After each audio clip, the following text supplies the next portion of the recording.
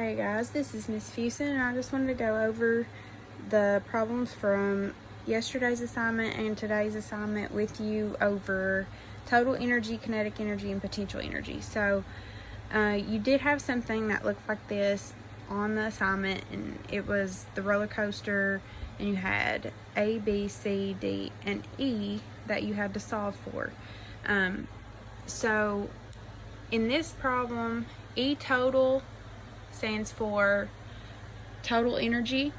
Okay, so E total is the total energy here, and then K stands for the kinetic energy, and then the UG is potential energy or gravitational potential energy. Okay, so in our roller coaster, the first hill is what determines the total energy for the entire roller coaster. Okay, so if you notice, the total energy is 10 joules and the potential energy is 10 joules. There is 0 kinetic energy on the first hill at A.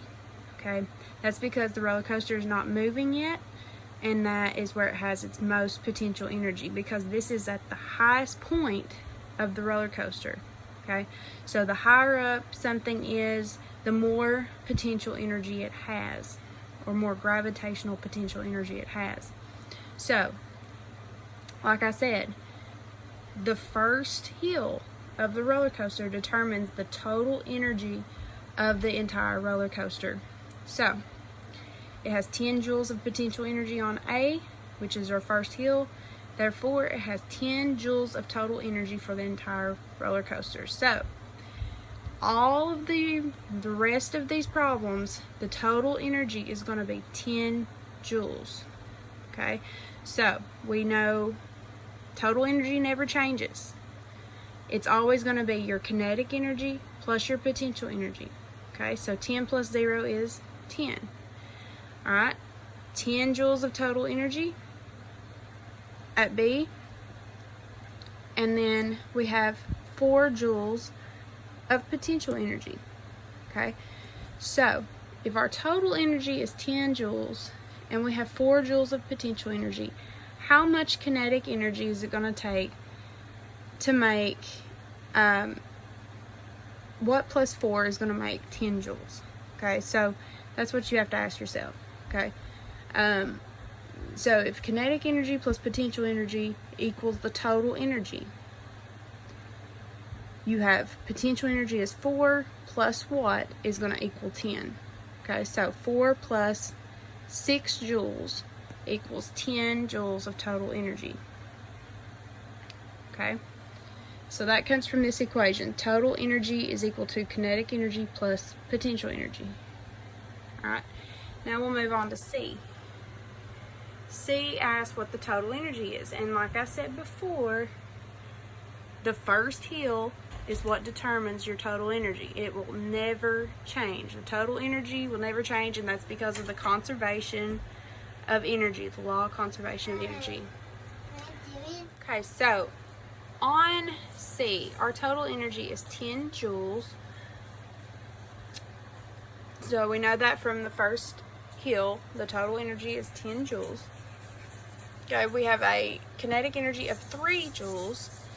How much potential energy would it take to make 10 joules of total energy? So 3 plus 7 equals 10 joules of total energy. Okay, so our potential energy would have to be 7 joules.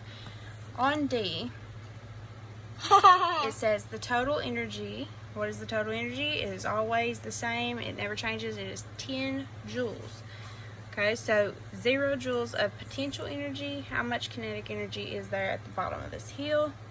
It is going at full speed. It is all kinetic energy, so it would be 10 joules of kinetic energy and 10 joules of total energy.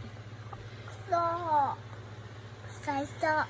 Okay, on E, which is our last one, stop it. Hey. Sorry, she just wrote all over her pants. Stop. Okay. Let me finish this, please. Stop it. Okay. total energy is 10 joules. Stop. Potential energy is 10 joules. What is our kinetic energy? It would be 0. Okay. So, say hello, Braylon. Say hello. Hey. Tell everybody hello. Hello. That is all I have for today. So, if you all have any questions, just let me know. Talk to you later. Have a good weekend.